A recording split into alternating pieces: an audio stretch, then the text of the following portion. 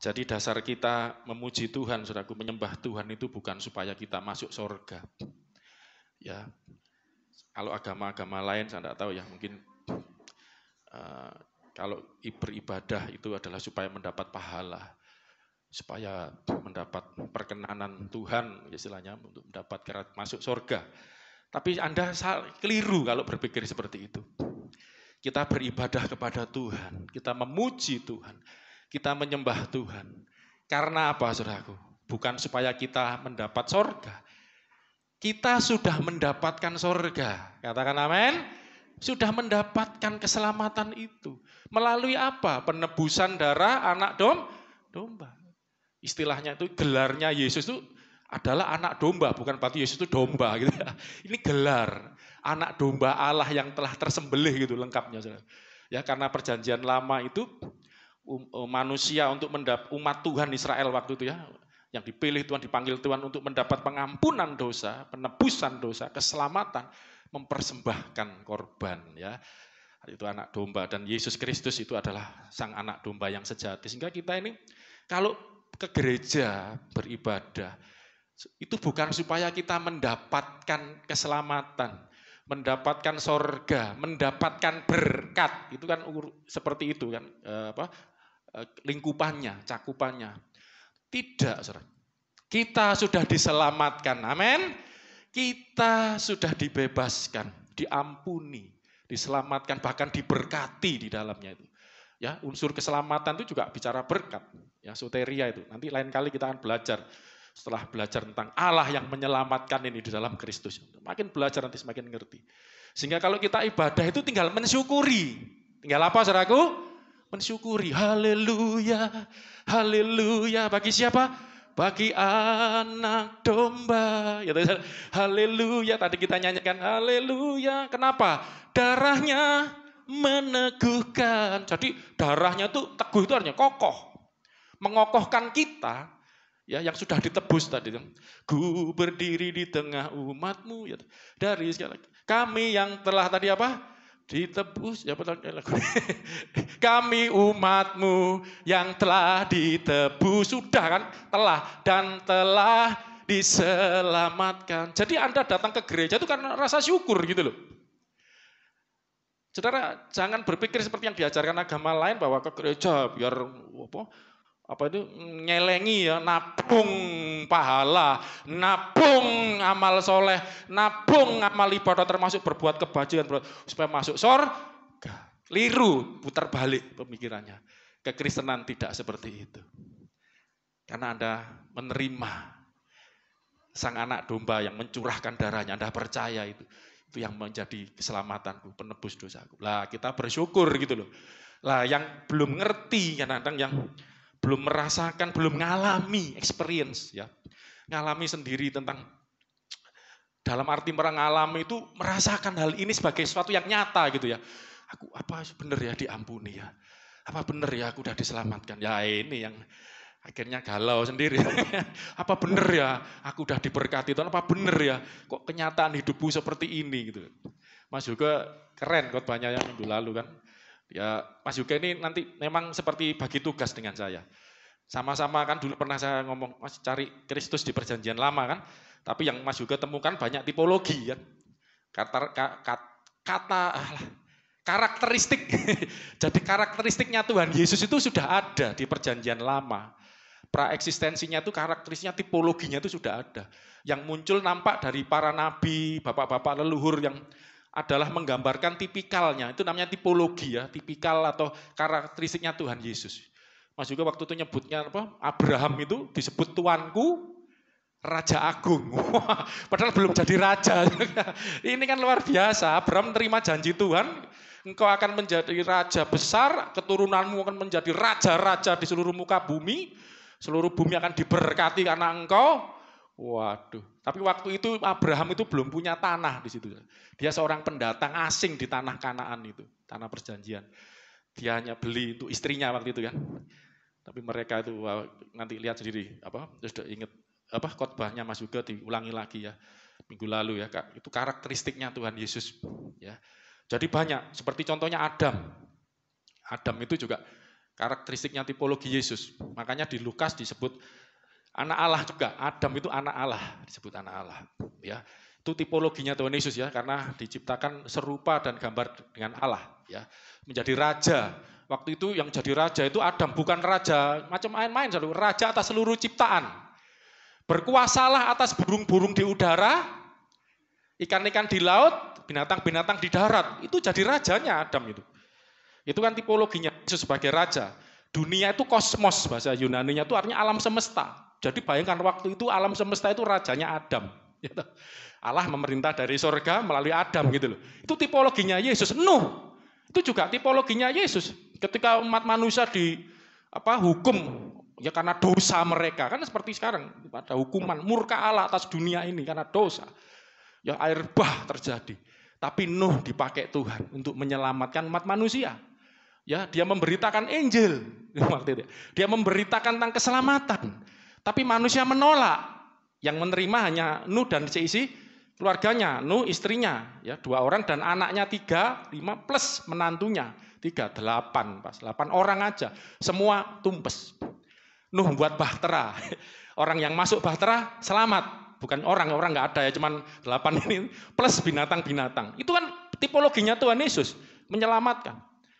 Ya, itu banyak saudara akan temukan karakteristiknya Tuhan Yesus walaupun sosok Yesus Kristusnya yang lahir Natal 25 Desember itu belum dijelaskan di situ, muncul di situ, tapi karakteristiknya sudah ada, itu yang Mas juga khotbahkan. Kalau saya bukan cuman karakteristiknya, Mas juga ke situ nyari, enggak apa-apa biar imbang bagi tugasnya. Saya menceritakan sosoknya. Yesus Kristus sebagai manusianya belum lahir turun ke dunia, tapi sebelum lahir ke dunia ini sudah ada. Sudah ada, gitu loh saudaraku ya. Sebagai apa? Lah ini. Saya minum dulu saudara. Tadi nyanyi. Haus juga lah. Sosoknya itu adalah sebagai roh. Kayak saya nyebutnya roh Kristus gitu aja ya. Karena kan Yesus Kristus. Sebelum jadi manusia ada rohnya, roh Kristus. Nah inilah nanti yang disebut macam-macam. Saya tunjukkan dulu. 1 Petrus 1 ayat 11. Nah makanya saya ngajarkan Anda untuk aktif di WA group ya. Jawab. Itu praktek, hafal ayat ya. Kalau enggak gitu enggak hafal-hafal. Kok bisa hafal ya? Karena saya praktekkan, saya khotbahkan, saya renungkan. Kalau cuma kebatinan dibaca aja, enggak. 1 Petrus 1 ayat 11. Sebenarnya kalau mau lengkap ayat 10 di atasnya 11 sama 12 itu menjelaskan semua. Tapi supaya enggak terlalu melebar, saya batasi ayat 11 saja. Untuk menunjukkan, saya kan mulai bagian-bagian. Jadi gini, judul khotbah saya. Kristus itu adalah Allah yang menampakkan dirinya. Saya ulangi. Kristus adalah Allah jadi yang menampakkan dirinya. Nanti kita kan sudah belajar, pernah, ini harus kadang diulang-ulang sedikit ini. Allah itu karena enggak nampak. Ya, makanya mau menampakkan diri. Kalau enggak gitu, enggak kenal. Ini bedanya Kristen sebelum masuk lebih lanjut ya. Bedanya Kristen dengan agama-agama lain. Agama-agama itu mengajar manusia mencari Tuhan. Enggak akan ketemu. Tuhan tak nampak. Tuhan enggak kelihatan. Ya toh, Tuhan tidak bisa dihampiri karena di api yang menghanguskan. Itu waktu Gunung Sinai, jangan dekat mati nanti, tidak bisa dihampiri. Tidak bisa dilihat, tidak bisa dihampiri, bahkan tidak bisa dikenali karena terlalu agung, mulia, ajaib. Ya makanya saudara Buddha itu tidak mengenal Tuhan dalam arti seperti agama-agama lain. Mereka punya konsep sendiri. Tidak boleh didefinisikan, tidak bisa. Tidak bisa didefinisikan dan itu akhirnya seperti abstrak gitu. Nah kita setuju untuk Tuhan itu tidak bisa dikenali, tidak bisa didefinisikan. Aku ini tidak seperti siapa-siapa, bukan seperti apa-apa. Tidak bisa digambarkan ya seperti apapun juga. Terlalu agung mulia, setuju. Tapi jangan berhenti di situ gitu loh saudaraku. Allah yang seperti ini tadi, yang tak terlihat, tak nampak, tak bisa dihampiri, tak bisa didatangi sama aja. Karena tidak nampak, tidak kelihatan dan terlalu agung mulia. Suci kudus yang tidak bisa dikenal karena terlalu mulia kan. Itu menyatakan diri itu loh saudaraku. Jadi kalau manusia yang mencari Tuhan tidak akan ketemu.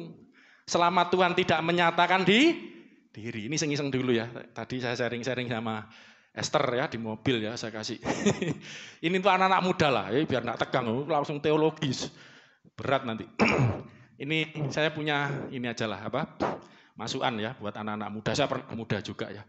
Kalau Anda senang dengan seseorang, senang dengan seseorang. Kalau orang itu nggak senang, jangan maksa. Kalau nggak senang, jangan maksa. Akhirnya akan pakai trik, ya pakai bunga ngirim. Nanti akhirnya kalau andai kata pun senangnya karena ada trik. Ya, perempuan itu digombalin tuh ya. Saya duluan jago gombal saudara. Bisa, tapi saya enggak mau. Walaupun saya pinter gombal, saya enggak mau. Kenapa? Saya ini orangnya straight aja. Jadi saya kalau mau dapat seseorang, saya mau dia yang tulus dengan saya. Saya enggak mau akibat gombal saya, akibat apalagi maaf ya kan keluarga saya mampu, mungkin saya nunjukkan kemampuan, saya enggak mau. Saya waktu dengan nyonya aja wis nyamar kayak gak punya apa-apa. Motor, memang waktu itu lagi di Solo enggak punya apa-apa ya, karena rumah saya di Surabaya. Motor aja pinjem satpam gitu ya, satpam di gereja, saya tidur di gereja. Motornya aja ya bobrok, brok ya. Bobrok bunyinya brok. Ya, motor bobrok, ya udah apa adanya. Lah kalau enggak seneng, jangan dipaksain. Gitu loh saudaraku. Ini kalau Anda percuma maksa gitu. Tapi ada selanjutnya. Kalau enggak senengnya itu apa itu namanya? Nanggung ya. Antara iya enggak ragu-ragu Mas Yan. Lah itu seperti jawaban doa dari Tuhan dulu. Ya wis puji Tuhan. Tidak, ya wis jangan maksa. Udah jawab tidak memaksa. Kalau tunggu dulu ya tunggu gitu. Saya dulu sama nyonya kan dia ngejar-ngejar saya kan saya belum iya gitu saudaraku ya. Tunggu dulu. Jadi saya nunggu tapi dia tetap deketin terus saudaraku ya. Lah kenapa? Saya tunggu dulu karena gini, ini yang saya rasakan, mengerti rasanya nunggu dulu itu ya. Saya memang waktu itu belum seneng, tapi saya lihat ada yang baik dalam diri anak ini. Gitu. Ya nggak menutup pintu. Jadi juga yang kedua, kalau Anda ada orang naksir Anda, anak-anak muda ya, kalau Anda merasa nggak seneng, jangan keburu-buru. Tutup pintu dulu gitu loh, maksud saya. Beri kesempatan. Alah Mas Pri sama Mbak Dina duluan ya gitu ya. Mbak Dina cerita, aku muntah-muntah ya Mas Pri. Kaya muntah-muntah saiki apa? Saiki goleki terus malah. Itu seperti itu ya. Tunggu dulu itu, kalau tapi sudah enggak, kan terasa enggak aku sama ya sudah jangan dipaksakan. Kalau tunggu dulu ada kesempatan. Jangan sampai cinta bertepuk. Cintaku bertepuk, lagunya Dewa, sebelah tangan. Lah enggak saya ngomong begini ini untuk gambaran kadang-kadang manusia itu bertepuk sebelah tangan. Manusia mencari Tuhan, enggak mungkin manusia ini terpisah karena dosa, ada jurang yang jauh. Tidak bisa terselami istilahnya gitu ya. Hanya bisa terjadi kalau Tuhan itu datang gitu loh. Saya enggak akan jadi sama nyonya kalau saya enggak datang kepada dia. Ya udah deh, aku terima kamu gitu ya. Dia ngamuk-ngamuk, aku yang kejar-kejar. Oncone iya, kalau enggak percaya tanya Esther. Tanya gereja di waktu itu halus tapi dia ngejarnya halus kok, pinter dia. Banyak cara ya, ngasih makanan segala. Luluh lama-lama lah sudah kan, maksudnya tidak bertepuk sebelah tangan. Maaf saya katakan agama-agama apapun di dunia. Jangan bertepuk sebelah tangan. Engkau merasa, nanti saya tunjukkan ayat, engkau merasa engkau mengenal Tuhan. Padahal Tuhan itu ya tidak bisa dicari dengan cara manusia.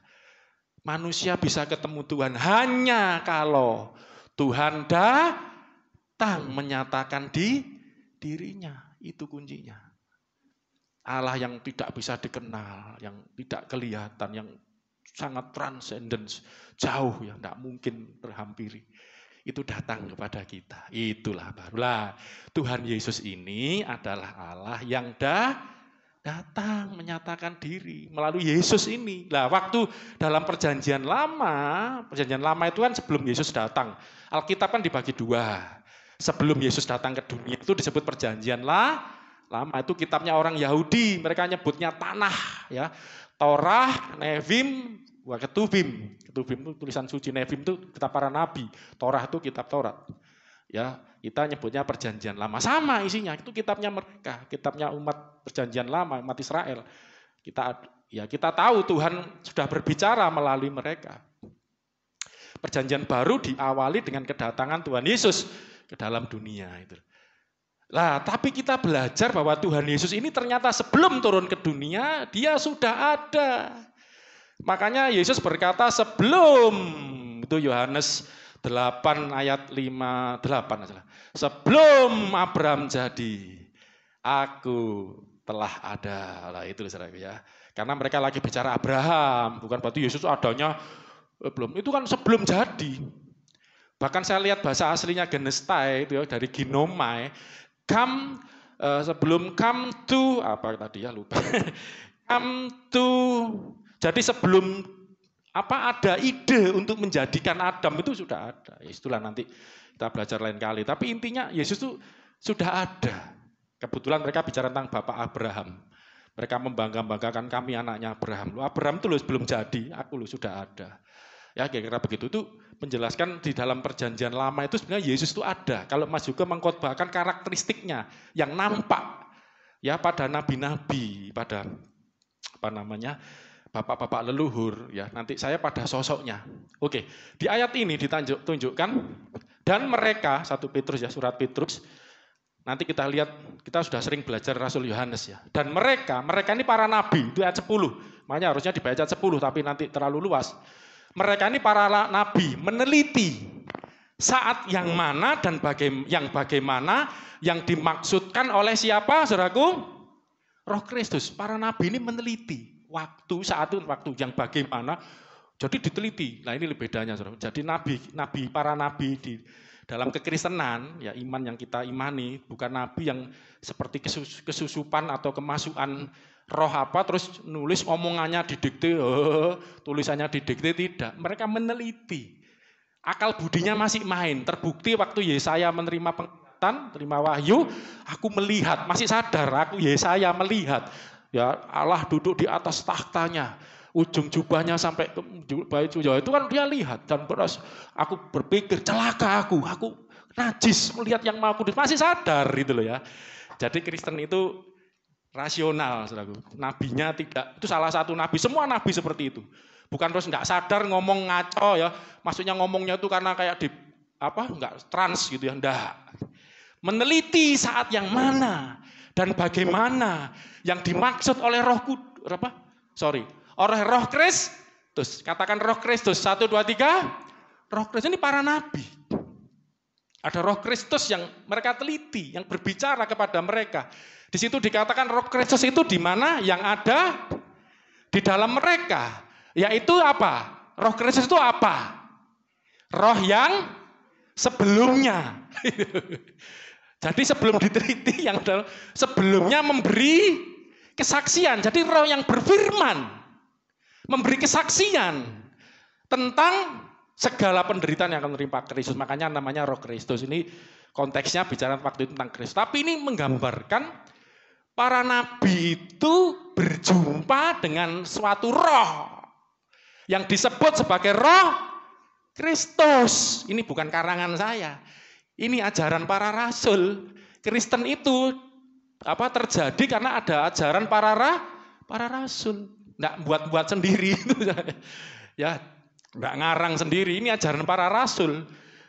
Nabi-nabi itu mendapat kedatangan Roh Kristus lah yang bersaksi, memberitakan tentang Kristus. Itulah kenapa maka di dalam Yohanes pasal 5 ayat 46 di situ dikatakan Musa, sebab jikalau kamu percaya kepada Musa, tentu kamu akan percaya juga kepadaku, kepada Yesus yang ngomong. Kenapa? Sebab Musa ia telah menulis tentang aku, Yesus. Bagaimana prosesnya Musa bisa nulis Yesus? Karena ada Roh Kristus. Mudah enggak di sini? Saya ini ayatnya banyak. Kalau saya keluarkan semua mana? Nanti tidak selesai kayaknya. Tapi ya sabar ya. Belajar itu harus sabar, Bang. Kalau saya cepatkan, saya takutnya miss nanti. Saya ulangi ya. Jadi Musa nulis tentang Yesus. Ya kan? Saya sudah khotbah sebelumnya. Masa Musa nulis tentang Yesus? Mana ceritanya tentang Yesus? Yang nulis kan Matius, Markus, Lukas, Yohanes. Kok Musa nulis Yesus mana? Musa nulis tentang Elohim. Musa nulis tentang Yahweh, Allah yang datang kepada dia. Ini kan suatu pertanyaan. Nah, makanya inilah misteri, ya. Rahasia, misterion Yesus itu adalah rahasianya Allah. Ya, jadi Musa nulis tentang Yesus, dan kita tadi udah belajar di ayat sebelumnya, ajaran para rasul, Rasul Petrus mengajar bahwa para nabi itu bisa menulis, itu karena terima wahyu. Wahyu itu diterima karena ada Roh Kristus yang memberi kesaksian. Kapan Musa bertemu dengan Roh Kristus? Itu kan masalahnya. Kita sudah belajar Keluaran pasal, ini ngulangi lagi nih ya, tapi didasari lagi dari Keluaran pasal 3 ayat 2 mulai aja. Nanti kan Musa waktu jalan di gunung lihat ada itu ada apa? Semak nyala api yang keluar dari semak yang terbakar gitu ya. Tapi kok enggak habis, kayak kebakaran kan berasap terus habis, ini kok enggak. Ada api yang menyala-nyala di semak tapi kok enggak habis, dan ini pemandangan apa? Dia ke situ dan waktu mendekat di situ dikatakan lalu malaikat Tuhan. Perhatikan, Tuhan ini huruf besar semua. Saya pernah mengajarkan huruf besar semua ini berarti itu terjemahan atau terjemahan dari bahasa asli, yaitu apa? Yahweh. Soalnya Yahweh atau Yehova, kita samakan aja Yahweh gitu daripada sulit ya. Yahweh nama daripada Tuhan. Kalau Tuhan itu Adonai Tuhanku. Jadi Tuhanku atau Tuanku itu artinya. Itu Adonai, itu terjemahan dari Tuhan. Tapi di sini bukan dari bahasa asli Adonai, tapi Yahweh. Itu nama. Ya, seperti saya ini pendeta, tapi namanya Agung. Banyak pendeta. Pendeta siapa? Banyak Tuhan, tapi Tuhannya apa namanya? Namanya Yahweh. Nah, ini Malach Yahweh, malaikat Yahweh. Menampakkan diri kepadanya di dalam nyala api yang keluar dari semak duri. Nyala api yang keluar dari semak duri. Lalu Musa melihat, tampaklah semak duri itu menyala tapi tidak dimakan api. Menyala tapi kok nggak habis, nggak dimakan. Dan itu yang menampakkan diri itu namanya apa? Alah, iki lho, namanya apa? Malaikat Yahweh. Kita gitu aja ya, biar membedakan. Malaikat Yahweh menampakkan diri. Ya. Ayat ketiga. Lalu malaikat ini ngapain, saudara? Berbicara. Musa berkata, baiklah aku menyimpang ke sana memeriksa penglihatan. Mengapa kau tidak terbakar? Heran dengan penglihatan itu. Penglihatan yang dilihat semak belukar menyala tadi itu sebetulnya adalah malaikat Yahweh yang sedang nampakkan diri di situ. Ayat 4. Ketika dilihat siapa? Tuhan, atau ini Tuhan huruf besar semua, yang dimaksud siapa? Yahweh. Ketika dilihat Yahweh bahwa Musa menyimpang untuk memeriksanya, berserulah Allah. Allah itu Elohim, ya, bahasa Ibraninya Elohim atau Theos bahasa Yunaninya. Berserulah Allah. Ini kan ada Tuhan, ada Allah, ada malaikat. Enggak usah bingung. Tuhan, Allah ya sama, saudara. Tuhan itu kalau di sini namanya Yahweh itu namanya, Allah itu kalau boleh maaf ya saya katakan jenisnya. Gitu loh, jenisnya itu Allah pencipta. Kalau manusia itu ciptaan, itu jenisnya itu Khalik. Itu disebut Allah gitu ya. Makanya tidak ada ilah Allah yang lain selain Allah, selain Yahweh, ya. Jadi Yahweh melihat Musa menyimpang, berserulah Allah. Allah yang dimaksud Yahweh tadi. Ini jenisnya. Ini Allah, ini pencipta, ini sang pencipta ini berseru. Berserulah Allah yang namanya Yahweh tadi dari mana? Tengah-tengah semak duri itu kepadanya. Saya mau tanya, di dalam semak duri yang bernyala tadi, siapa yang menampakkan diri? Malaikat. Loh, kok kenapa disebut Yahweh? Berserulah Yahweh. Bukan dari langit loh. Yahweh yang adalah Allah, jenisnya tadi, berseru dari semak belukar. Yang dimana di situ ada malaikat Tuhan. Ya apa ini? Nah, ini kan ini untuk meneguhkan ini loh yang dimaksud. Nanti arahnya ini ya Tuhan Yesus gitu. Kenapa? Kuncinya adalah Allah itu tidak kelihatan. Tapi Allah yang tidak kelihatan ini bisa memperlihatkan dirinya. Phaneruo. atau evaneroten, nanti kita belajar. Evanerose, menampilkan dirinya yang tidak kelihatan jadi kelihatan. Itu penampakan lah boso gampangannya orang sekarang. Ya. Kalau Mas Yuga, saya, saudara-saudara ini manusia, kita tidak ada istilah penampakan Pak Agung, nggak ada. Wong saya dari dulu sudah kelihatan kok. Tapi kalau orang-orang yang awam umum kan sering ngomong di televisi, ada penampakan jin, ada penampakan Mbah Dudel, ada penampakan Dewe Gombel gitu ya. Karena mereka tahu itu adalah roh gitu ya, Pak. Roh yang tidak kelihatan, roh jahat lah kalau bagi kita ya. Terus menampakkan diri kira-kira gitu. Nah ini jadi yang istilah penampakan ini, vanero ini adalah suatu istilah untuk yang tidak kelihatan menjadi kelihatan. Makanya Tuhan Yesus itu di dalam Yohanes 1:18 Allah yang tidak kelihatan telah menyatakan dirinya di dalam Kristus. Jadi Yesus itu di dalam perjanjian lama walaupun belum lahir ke dunia sejak perjanjian baru ini ya, itu adalah penampakan Allah gitu loh kira-kira. Jadi waktu Allah itu menampakkan diri dengan berbagai cara, itulah Yesus gitu loh paling gampang. Enggak saudaraku? Amin. Kalau Mas juga karakteristiknya kan kelihatan nanti. Dari itu karakteristiknya sudah ditunjukkan. Tapi sosoknya ini, wujudnya adalah ketika gak kelihatan tadi memperlihatkan dirinya. Berserulah Allah dari tengah-tengah semak duri itu padanya. Musa, Musa. Ia menjawab, ya Allah, ya Allah. Allah bahasa Arab. Itu, walah itu. Ngerti sadar ya. 5. Ia berfirman, jangan datang dekat-dekat. Tanggalkan kakimu. Oh sorry.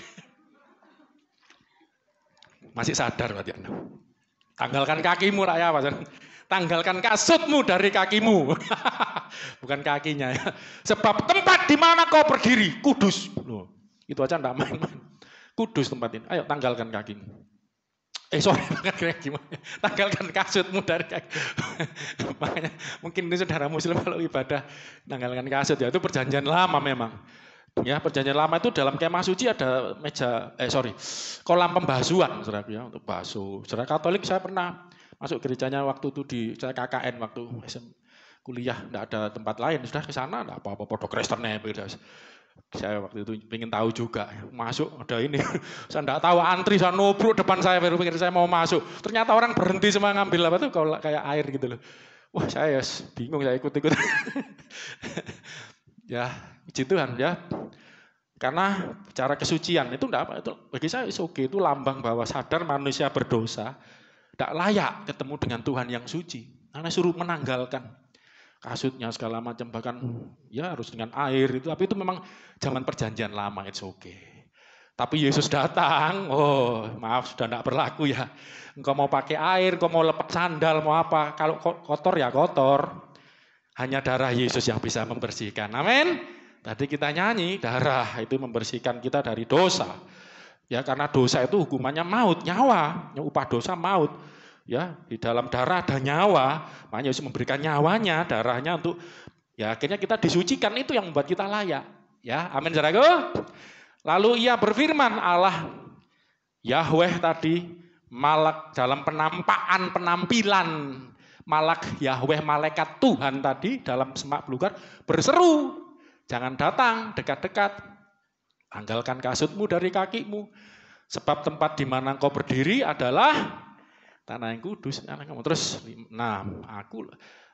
ia berfirman, siapa yang ngomong ini? Saya tanya dulu, ayo diulangi lagi, pelan-pelan. Siapa yang ngomong?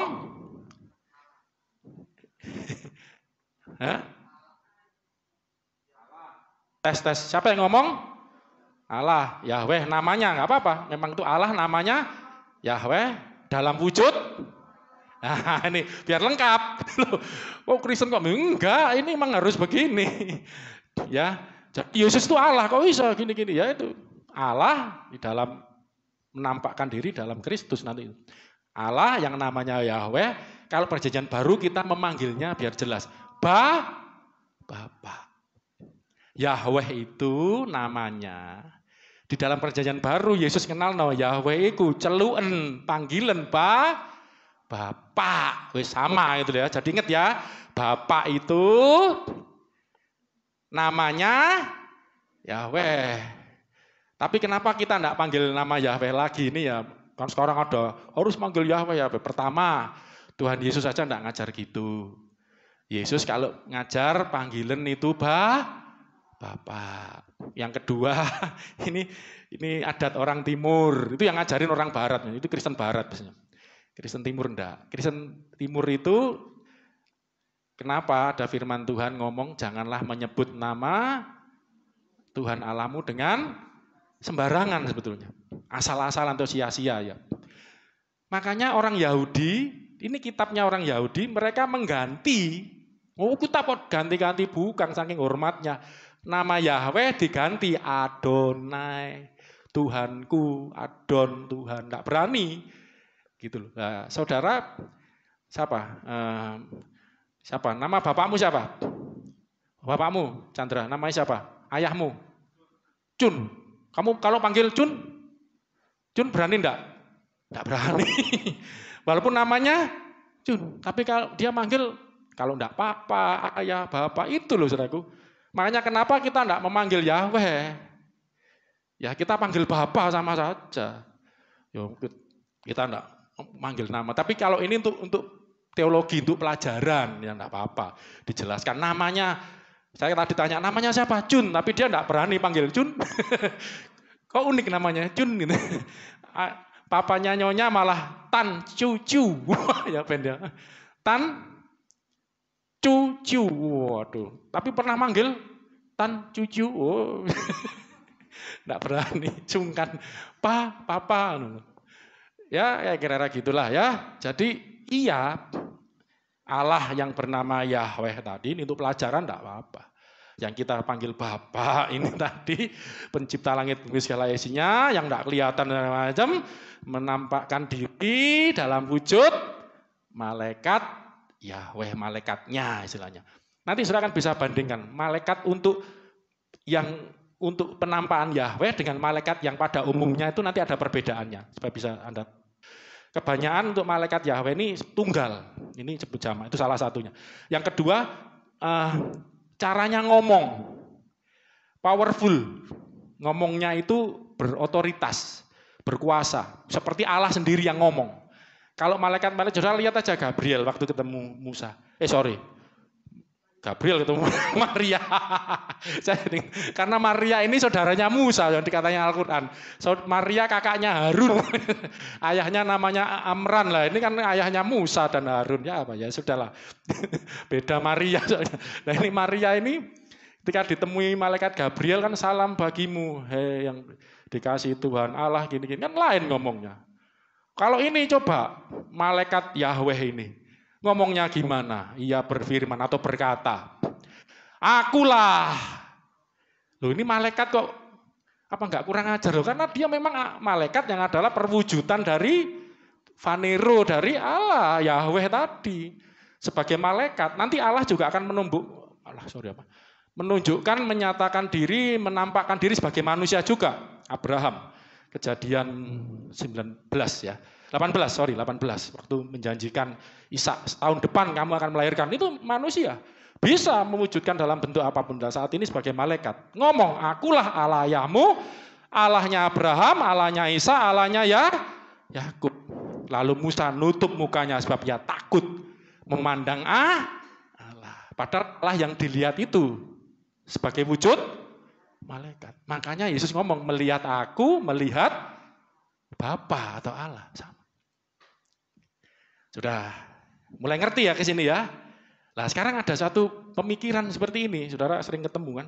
Ketika Allah itu di mana? Harus tahu. Ya kita nyebutnya Bapa kami yang tapi jangan keliru, hati-hati ya. Bapa kami yang ada di dalam surga, enggak adaannya itu enggak ada, surga di dalamnya itu enggak ada, kebablasan doanya saking semangatnya. Enggak ada. Bapa kami yang di surga. Surga itu saya sudah menjelaskan, ini kadang-kadang perlu pelan-pelan ya. Samayim, ya, Uranos itu jamak, ya. Surga itu heavens, jamak ada S-nya. Itu langit-langit istilahnya. Jadi itu langit yang enggak terukur gitu ya. Tingkap-tingkap langit, ya. Saya ajarkan langitnya manusia, langitnya roh-roh di udara, penguasa-penguasa udara itu, dan langitnya Allah. Yes. Pokoknya jamak. Dan Allah itu di langit itu dalam arti langit adalah tahtaku, bumi tumpuan kakiku. Jadi Allah kita nyebutnya paling gampang Allah yang di sorga gitu loh. Mbuh di sana tahtanya itu surga sebagai tahtanya atau apapun, surga itu langit itu tahtanya. Bayangkan itu aja, langit adalah tahtaku, bumi tumpuan kakiku. Waduh, gedenya seberapa ya istilahnya? Tidak bisa dibayangkan lah. Jadi aku memenuhi langit dan bumi. Allah yang tidak terbatas ini, saudaraku ya, itu makanya di dalam Filipi pasal 2 ayat ke-6, tidak apa-apa, ke sana dulu. Filipi 2:6 dikatakan Yesus ini, ayat 5-nya itu bicara tentang Yesus yang walaupun dalam morfiteo, rupa Allah, tidak menganggap setaraan dengan Allah itu sebagai milik ada. Jadi Yesus itu setara dengan Allah. Lah kita kan nanti belajar ini siapa Yesus? Setara dengan Allah. Kok ada Allah 2, Allah 3, Tritunggal. Setara dengan Allah. Di mana kesetaraannya nanti? Tapi saya tertarik di sini. Menganggap kesetaraan dengan Allah itu sebagai milik yang harus dipertahankan. Tidak mempertahankan kesetaraannya tadi. Ke-7, ayat ini ayat salah satu pegangan saya waktu mahasiswa ya. Di mana setelah saya dipanggil Tuhan, melayani Tuhan, saya diberi kekuatan ketika saya memimpin sekitar 80 anak-anak mahasiswa, anak-anak Tuhan di situ ya, harus menghadapi suka duka ya, ego yang masing-masing tinggi. Ayat ini mengajarkan podo-podo mahasiswanya, sama-sama mahasiswanya, kita di situ sukarela membentuk suatu persekutuan, fellowship, anak-anak Tuhan dari berbagai macam gereja, egonya punya ego masing-masing, mereka juga. Bayangkan saudara, misalnya kita ini kalau ibadah itu di lantai 3, waktu itu belum ada liftnya ya. Lantai 3 ngusung-ngusung alat-alat musik, sound system, ada sumbangan drum, puji Tuhan saya yang nyumbang, ada drum, ngangkat-ngangkat ke lantai 3. Sama-sama nggak dibayar, sama-sama ya kuliah di situ, sama-sama punya hak. Ya mana mau gitu loh melayani seperti itu saudara. Istilahnya maunya kan datang sudah lengkap, tinggal mulai ibadah gitu kan. Lah saya menghadapi awal-awal seperti itu, saudara. Saya ketua di situ kok kayak kacung ya. Tapi saya ingat firman Tuhan, ya toh. Barang siapa mau menjadi yang terbesar, seorang pemimpin itu harus mau menjadi hamba. Kristen tuh gitu. Pemimpin itu bukan bos. Di kekristenan pemimpin itu jongos. Pendeta itu jongos. Makanya namanya hamba Tuhan. Tapi banyak orang lupa istilah hamba Tuhan karena sudah sering diucapkan ya. Jadi klise, hamba Tuhan lupa. Hamba Tuhan, wah saya hamba Tuhan. Seolah malah kayak bos. Hamba itu dulos, jongos, budak. Ya hamba, jongos tadi. Ya kan? Itu teladan dari Yesus. Kalau kamu pemimpin, kamu harus jadi hamba. Melayani. Yesus sendiri nyuci kakinya para murid ya. Berikat itu gambar baju lambang dari seorang pelayan yang melayani cuci kakinya. Aku sebagai guru dan Tuhanmu, aku mau melayani, perbuatlah ini satu dengan yang lain. Itu caranya kekristenan melayani seperti itu. Tidak ada bos, semua hamba melayani sebagai hamba. Melainkan Tuhan Yesus walaupun setara dengan Allah, tidak mempertahankan kesetaraan Allah itu sebagai milik yang dipertahankan, tapi telah dikatakan 7, melainkan telah apa saudaraku? Lah ini saya senang ini. Mengosongkan dirinya, mengambil rupa seorang hamba menjadi sama dengan manusia. Ini proses bicara inkarnasinya. Mengambil rupa seorang hamba manusia. Mengosongkan dirinya untuk masuk ke dalam manusia. Itu makanya muncul inkarnasi. Ingat ya, bukan reinkarnasi, tapi inkarnasi. Kalau re itu kembali artinya, reboisasi, penghijauan kembali. Re itu artinya kembali. Kalau reinkarnasi berarti menitis. Itu kan masuk ke dalam, itu dari in dan karne. Karne itu daging. Masuk ke dalam daging kembali, berarti itu ajaran agama lain. Kalau kita, Yesus tidak re, tapi inkarnasi. Masuk ke dalam daging seorang hamba yang rupa manusia, yang lahir dari Maria. Jadi Yesus itu punya 2 kodrat. Manusianya keluar dari Maria yang belum menikah, perawan oleh kuasa Roh Kudus, dan Yesus sebagai setara dengan Allah. Memang tidak disebutkan ya. Di sini tidak disebutkan, tapi kita tahu morfeteo, rupanya Allah. Ya toh, dalam rupa Allah, morfeteo, rupa. Sebenarnya rupa itu kurang tepat. Morfe itu artinya bentuk, form. Dalam bentuk, wujud, shape. Ya, shape. Bukan shape itu domba ya. Shape yang SHAP itu bacanya apa? Shape.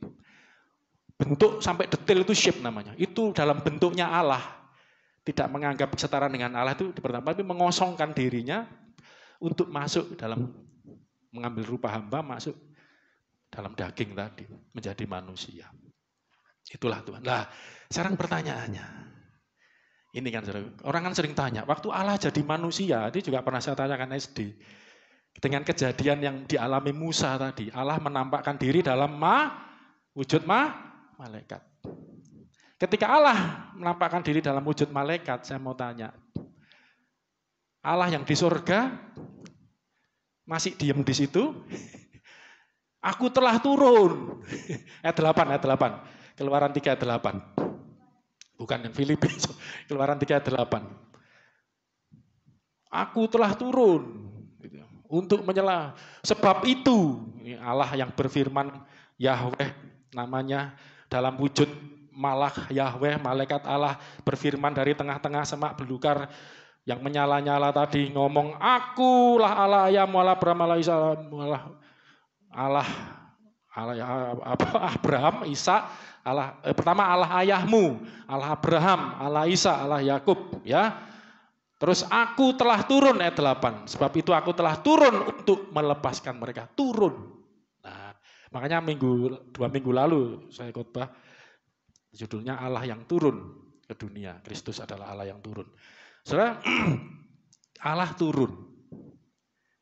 Karena Allahnya sebelumnya di surga. Walaupun saudara jangan bayangkan tinggal ya. Surga kayak Roma. Sorry ya, saat ini tolong detailin kayak gembret ya.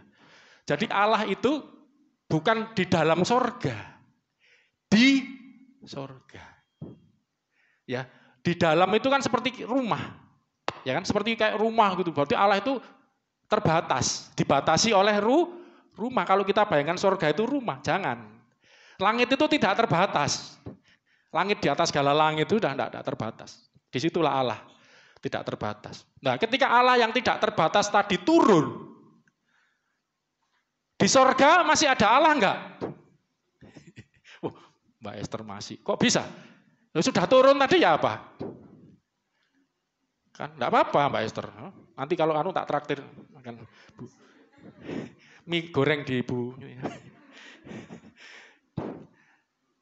Loh enggak apa-apa, jawabannya mantep masih. Tapi bisa jelaskan enggak? Ini yang makanya di WA Group tuh, ayo coba dong jelaskan. Nanti kan ketemu orang yang mungkin pengen kenal Yesus, pengen Allah yang jadi manusia. Loh, waktu Allah menjelma jadi Yesus, lah Allahnya di sana gimana? Waduh, hadir ya, itu paling enak. Benar paling enak itu. Allah hadir, bisa hadir di mana-mana, di sana bisa, di sini bisa. Nah ini apa? Kalau ini agak nggak hafal saya.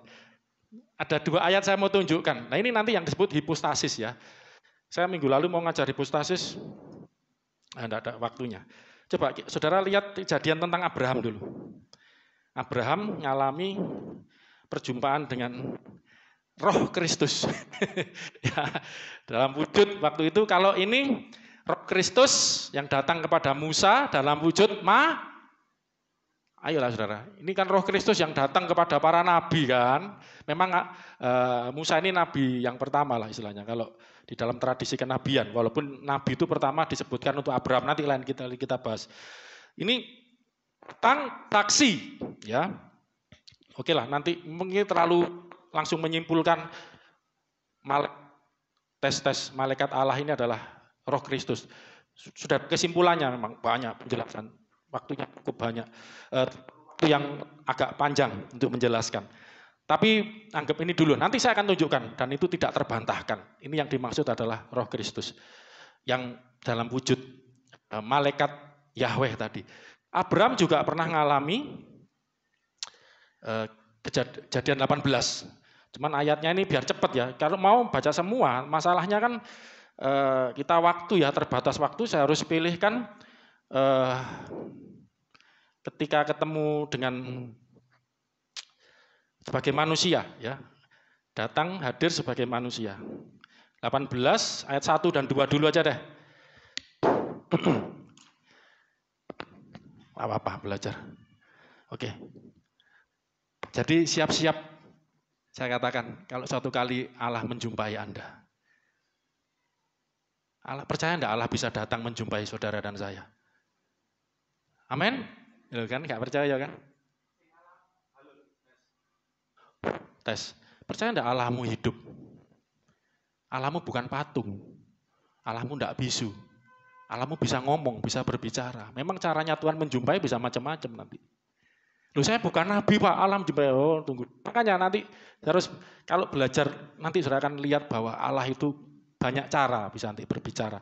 Supaya maksudnya intinya gini loh, tanpa Allah datang kepada kita tidak akan bisa mengenal Tuhan. Memang yang paling jelas itu Allah datang itu melalui Yesus. Ya, oke nantilah. Kita lihat dulu ayat 1 dan 2. Kemudian Tuhan menampakkan diri. Tuhan huruf besar semua. Itu Yahweh menampakkan diri. Kenapa istilah menampakkan diri? Saya ingat. Saya ulangi. Istilah menampakkan diri ini adalah istilah untuk yang tidak nampak supaya nampak. Lah Yahweh kembali menampakkan diri. Wah. Tapi ini beda dengan saudara Hindu ya, maaf ya. Kalau saudara gini, beberapa kali itu dewanya ya, baik Siwa yang sering itu Wisnu ya, ketika ada angkara murka, dewanya itu menitis berkali-kali ya, pernah Rama, pernah menitis di dalam sampai itu Krishna, geleng-geleng, siapa yang enggak tahu. Kalau yang cerita lainnya itu pernah dalam wujud manusia kepala singa, narasinga untuk membasmi angkara murka, berkali-kali nitis. Nah, ini bukan penitisan, bukan inkarnasi, ingat ya. Ini menampakkan diri. Saya ulangi, beda loh ya. Nanti kan berkali-kali Tuhan Yesus menitis ke dunia, oh enggak. Yang berkali-kali itu menampakkan diri. Sampai hari ini pun banyak orang kesaksian mengalami perjumpaan dengan Yesus dari saudara-saudara seberang, didatangi Tuhan Yesus. Akhirnya percaya kepada Tuhan Yesus. Tapi ada yang enggak percaya kemarin ya sebelum membaca ini ya. Tanya, karena saudara muslim ini kan ya di ajarannya kan ada. Dia ngomong begini, kita enggak usah memperbedakan masalah penyalipan ya, karena memang berbeda saudara muslim dengan kita. Mereka enggak percaya Yesus disalib mati ya, enggak percaya. Tapi sama-sama percaya Yesus mi'raj, naik ke surga. Ya percaya mereka ya. Jadi waktu mau disalib, di mi'raj ke surga. Lah kalau kita kan disalib dulu mati, hari ketiga bangkit, 40 hari menampakkan diri terus mi'raj ke surga. Wis itu enggak dibahas daripada berdebat naik ke surganya. Yang menjadi masalah Yesus kan di surga sekarang. Nah, gitu. Puji Tuhan, percaya. Saya mau tanya, ada enggak orang di surga sampai ribuan tahun sampai hari 2000-an tahun ya? Kan 2000-an tahun ada sekarang. Di surga itu sebagai apa gitu. Wis itu nanti pertanyaan lain lagi, jawaban lain lagi. Waktu di surga beliau ini bertanya, beberapa teman saya jadi murtad. Ya ngerti kan? Murtadin karena berjumpa dengan Yesus. Loh Yesus katanya di sorga hari ini tersimpan. Kenapa kok masih bisa keluyuran tanda petik menampakkan diri? Lah makanya saya kok waktu itu enggak ikut di situ ya, cuman dengerin yang jawab juga bingung gitu ya. Wes kita enggak usah bahas itu, diselimurno. Ya apa sih jawab aja gitu loh. Lo coba baca kejadian tadi itu keluaran Allah di sorga tadi katanya Mbak Esther masih ada tapi sudah memunculkan diri di dalam wujud malaikat. Lah hari ini juga Tuhan menampakkan diri kepada Abraham dekat pohon terbatin di Mamre. Sedang Abraham duduk di pintu kemahnya waktu hari panas terik. Ayat 2 ini jelaskan.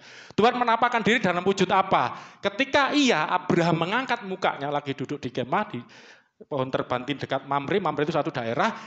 Abraham melihat ada berapa? 3 orang antropos, manusia. 3 orang berdiri di depannya. Jadi Allah kali ini menampakkan diri dalam wujud apa? Orang, manusia, ya kan? Jelas kan? Jadi Allah bisa menampakkan diri dalam wujud malaikat. Allah bisa menampakkan diri dalam wujud manusia yang seperti ditemui Abraham ini. Nah, Kristus itu adalah Allah yang menampakkan diri nanti di akhirnya. Saya akan kunci dengan ayat banyak, tapi saya takutnya tidak nutut ya. Tapi paling tidak Anda tahu bahwa aku menampakkan diri. Kali ini kepada Abraham sebagai manusia. Ada berapa? 3 orang. Lah, saya nggak ngerti, bablas. Tritunggal itu. Ala bapak. Oh, keliru, bukan. 3 orang ini apa? Ayo, yang sudah belajar, pernah baca. 3 orang ini, apakah Allah muncul dalam wujud 3 orang itu 3-3-nya Allah? Yang 2 adalah malaikat. Ya. Yang 2 adalah malaikat. Kita akan melihat Allah, ini nggak usah saya baca panjang ya, menampakkan diri. Terus yang 2 itu para malaikat. Kita lihatnya ayat 16. Lalu berangkatlah, setelah ngomong-ngomong di situ menjanjikan tentang tahun depan kamu akan punya anak, Sarah akan melahirkan, Sarah tertawa, itu ya ceritanya. Tuhan tahu, kamu tertawa, enggak, saya tak tertawa. Tidak ada yang mustahil, ayat itu muncul, saudara. Tidak ada yang mustahil bagi Allah. Aku sudah mati pucuk, Tuanku sudah apa itu ya, lupa namanya. Pokoknya sudah tidak mungkin lah. Apakah masih berahikah Tuanku kepadaku, aku sudah mati pucuk, tidak mungkin. Tidak ada yang mustahil, itu janji Tuhan. Tahun depan aku akan mendapatkan engkau. Akhirnya setelah selesai begitu, ayat 16 biar cepat, lalu berangkatlah orang-orang itu dari situ, dari tempat mereka tadi di Mamre, dekat pohon terbantin, dan memandang ke arah Sodom. Jadi berjalan ke arah Sodom, dan perhatikan sama-sama, Abraham berjalan bersama-sama dengan mereka untuk mengantarkan mereka. Ya kan? Kemudian jadi Abraham ini sedang mengikuti untuk mengantarkan lanjutnya, ayat berapa itu? 17. Berpikirlah Yahweh atau Tuhan. Apakah aku akan menyembunyikan kepada Abraham apa yang hendak aku lakukan? Tuhan mau menghukum Sodom. Akhirnya baca sendiri, 2 orang dari mereka, pasal 19, ke Sodom. 2 orang itu adalah malaikat yang diutus untuk menyelamatkan Lot. Mana baca enggak sih ini? Lot dan keluarganya. Supaya sebelum Sodom Gomora dihancurkan, diselamatkan 2 malaikat. Berarti ada 3. 1 tinggal di situ, yang 2 ke Sodom. Ayat 19 menyelamatkan Lot dan sisi keluarganya. Lah yang tinggal di situ ngomong sama Abraham. Ayat 20. Sesudah itu berfirmanlah Tuhan. Sesungguhnya banyak keluh kesah tentang orang Sodom dan Gomora yang sangat berat dosanya. Baiklah, ayat 21, aku akan turun. Sebenarnya bahasa I will go down, aku akan turun untuk melihat. Lah, ya, turun melihat untuk apakah kelakuan mereka seperti itu, aku tidak mengetahuinya. Terus 22, lalu berpalinglah orang-orang situ berjalan ke Sodom. Nanti 19 lihat ya, orang-orang itu berjalan ke Sodom itu 2 orang. Tetapi Abraham masih tetap berdiri di situ. Apa saudaraku? Di hadapan Tuhan.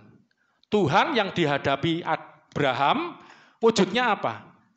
Tuhan yang namanya Yahweh, wujudnya orang. Kalau sudah baca di sebelumnya makan sama-sama. Itulah tanya, Tuhan kok bisa makan? Saya mau tanya, Tuhan bisa makan enggak? Kenapa? Pertanyaan orang kan aneh-aneh. Tuhan bisa makan enggak? Pintar, bisa. Tapi Tuhan enggak butuh makan. Ya kan?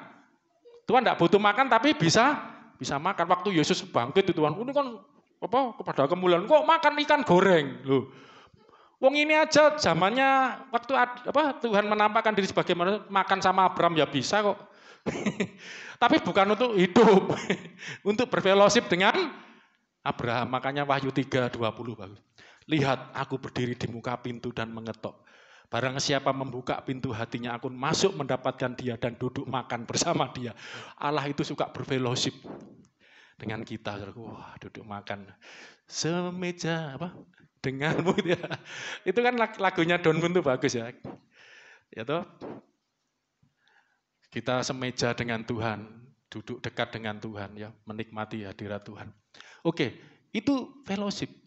Ya oke lah, kalau sudah ditanya, Tuhanmu kok bisa makan? Kenapa memang? Tuhan Maha Kuasa, bisa apa saja, makan ya bisa. Untuk apa sih? Bukan untuk hidup, untuk berfellowship. Kemudian Abraham masih berdiri di hadapan Tuhan, di situ, terus ayat selanjutnya, 23, Abraham datang dan mendekat berkata, disinilah yang terkenal ya, doa syafaat Abraham, bersafaat untuk Sodom dan Gomora. Apakah engkau akan melenyapkan orang benar bersama dengan orang fasik? Pokoknya tawar-menawar lah. Tuhan ngomong, kalau ada pertama 50 dulu ya, orang benar, aku tidak akan memusnahkan. Terus beranikan diri lagi, Tuhan kalau sekiranya mudun-mudun terus yang 45. tidak akan. Sampai terakhir berapa? 5 enggak salah ya. 10. Kalau ada 10 orang benar, Anda akan kumusnahkan. Ternyata 10 aja enggak ada, saudaraku ya. Akhirnya dimusnahkan ya, 2 malaikat. Nah, ini waktu pemusnahan ini ada ayat yang menarik, saudaraku. Coba. Abraham itu di situ lagi berdiri di hadapan Tuhan dalam wujud manusia. Ketika Sodom dan Gomora dihancurkan, ini kok muncul lagi ya. Coba lihat ayat ini, saudara. Kejadian pasal 19 ayat 24.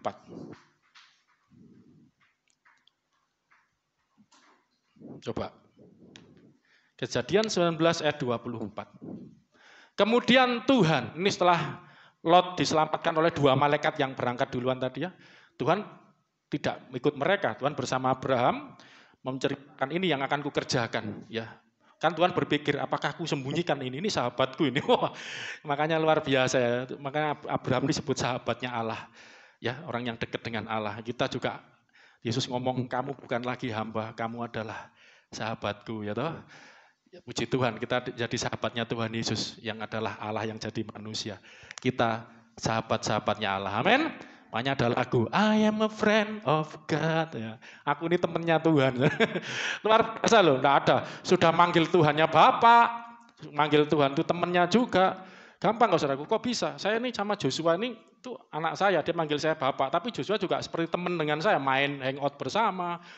Dulu pernah nge-game bersama, ya makan bersama, itu luar biasa ya. Allah itu seperti jadi Bapak kita juga sahabat yang terbaik buat kita.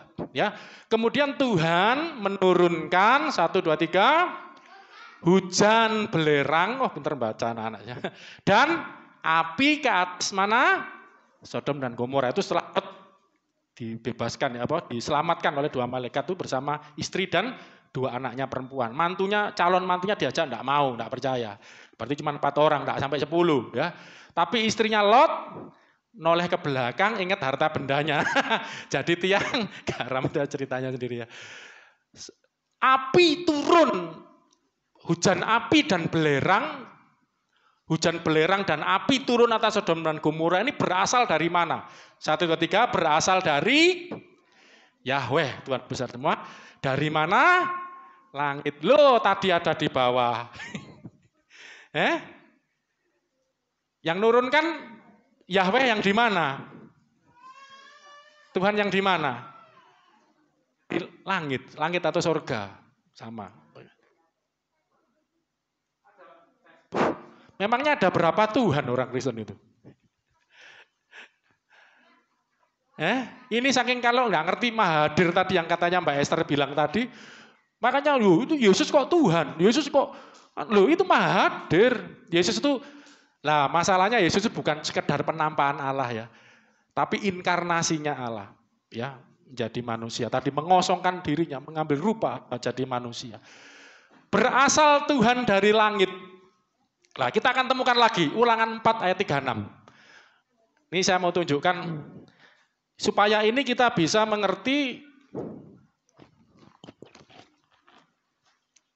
Allah kita tidak bisa dibatasi ya seperti manusia pada umumnya. Allah kita tidak terbatas, Allah kita Maha Hadir. Ini tentang kejadian di Gunung Sinai. Cuman kita mau cari simpelnya saja ya, saya buat 1 ayat ini aja, soalnya panjang.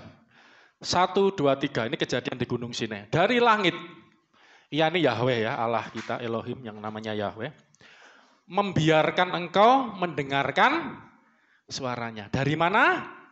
Langit. Untuk mengajari engkau di bumi. Iya, waktu kejadian itu kan gunung menyala-nyala. Ya seperti Musa ketika ditemui Tuhan dalam wujud malaikat di semak yang menyala, nyala api dalam semak. Ini gunung sekarang, bukan cuma semak, satu gunung itu menyala.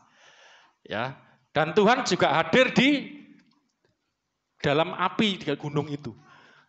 Sama Tuhan di gunung itu dari langit juga ada suara mengguruh. Itu kalau saudara baca mulai Keluaran 19 ya.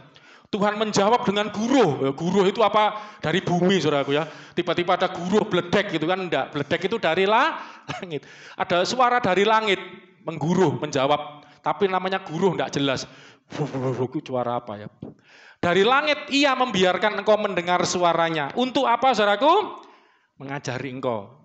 Bisa enggak Tuhan bicara dari langit dengan suara yang mengguruh? Bisa. Itu Allah kita maha kuasa. Tapi juga di bumi ia membiarkan engkau melihat apinya yang besar. Selama Tuhan berbicara dari langit, Allah juga di bumi menyatakan diri melalui api yang besar, melihat api yang besar. Dan segala perkataannya kau dengar dari mana? Tengah-tengah api itu. Menunjukkan di tengah-tengah api itu ada sosok. Suatu sosok yang adalah Allah juga.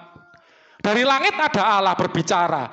Dari tengah-tengah gunung yang menyala api ada suara yang keluar.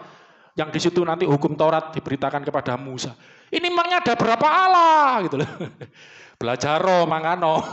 Wong Kristen Allah cuman satu. Tapi Allah yang satu ini memanifestasikan dirinya, menyatakan dirinya.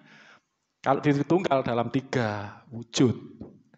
Ya, 3 hipostasis. Wah, enggak ada waktu nanti minggu depan. Inilah Allah di langit berbicara, ngajar. Allah di bumi menyatakan, menampakkan dirinya dari tengah-tengah api berbicara. Itu nanti hukum-hukum Taurat diberitakan kepada Musa. Dituliskan bahkan oleh jari-jari Allah. Jari-jari Allah yang mana? Di tengah-tengah api. Nah disinilah akhirnya kita bisa mengerti.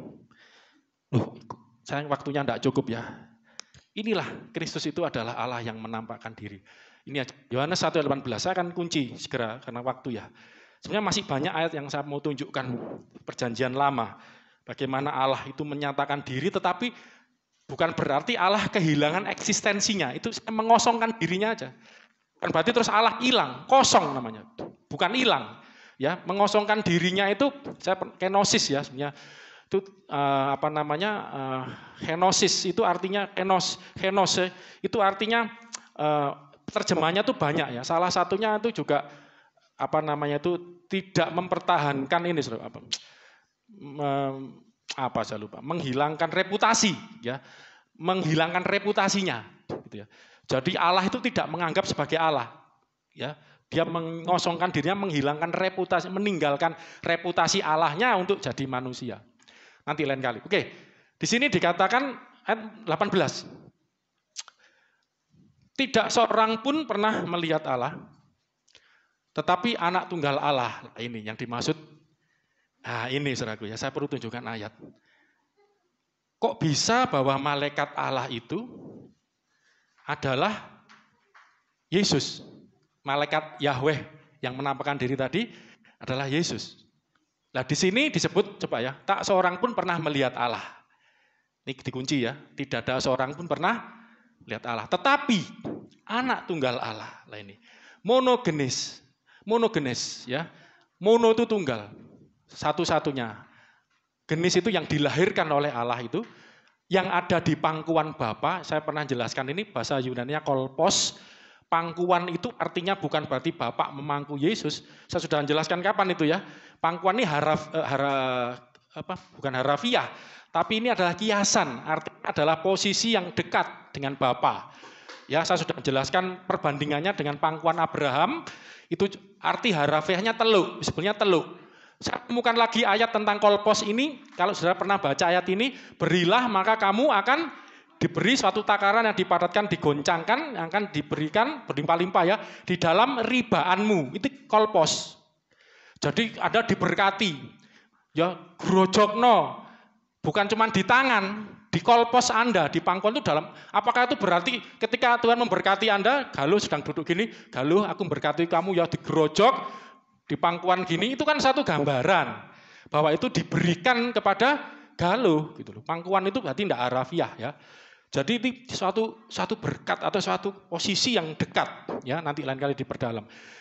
Anak tunggal Allah yang ada di pangkuan Bapa, di kolposnya Bapa, yang ada dalam dekapan Bapa, yang ada kalau di pasal ayat 1 itu ada pada Bapa, di dalam Bapa, dialah yang menyatakannya.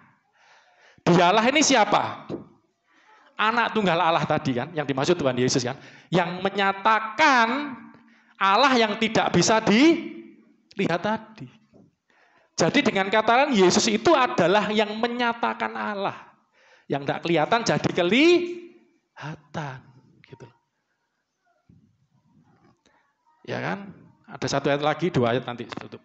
1 Timotius pasal 3 ayat 16. Saya punya bahasa Yunani itu 4 versi memang ya. Ini rangkuman dari jadi bahasa Yunani kita itu ya, manuskripnya itu salinan-salinan dari para murid, para rasul yang jadi itu aslinya sudah rusak memang ya, tapi disalin para murid-murid janjian baru itu ya, murid jemaat mula-mula itu ada 5.000-an, Saudara, bayangkan. 5.000, ada yang tulisannya bagus, ada yang tulisannya macam-macam, huruf besar semua, itu macam-macam. Terus ada yang merapikan 4. Ya, namanya teksnya Tectus Receptus, rungokno ya, Tisendov ya, merapikan juga. Ini siapa namanya? Bizantin, teks Bizantin namanya dirapikan. Ini satu lagi Nea Hellenica Biblia. Wis mbuh ngono ya. Itu di sini kenapa saya perlu ngomong begini, bukan sok-sokan ya. Ini coba baca ayat ini. Dan sesungguhnya agunglah rahasia ibadah kita. Ibadah kita ini agung, mega, besar, ajaib, mega itu megah juga bisa ya. Besar ya, rahasia itu misterion. Misteri ibadah kita. Kenapa ibadah kita begitu megah, begitu akbar, begitu besarnya? Dia. Nah, ini di Tisendov, teks Tisendov itu ya dia merapikan, ini seorang abad pertengahan seorang ilmuwan intelektual Kristen ya. Kan tulisannya kan macam-macam, merapikan itu di situ ditulis dia memang. Tak lihat, saya melihat kitab Indonesia ngikuti terjemahan ini. Tapi yang 3 Tectus Receptus saya punya, yang Nea Hellenica ini Biblia sama Bizantin, teks Bizantin, dia yang telah menyatakan dirinya dalam rupa manusia. Dia itu ditulis Theos. 1, 2, 3. Theos. Artinya apa Theos itu? Allah. Sampai diling-iling. Theos itu bahasa Yunani artinya Allah. Ho-Theos. Ada yang Ho-Theos juga, yang Nea Hellenica pakai ho atau yang Bizantin saya lupa. Itu ada ho-nya, Sang Allah. Jadi dia ini yang dimaksud Sang Allah.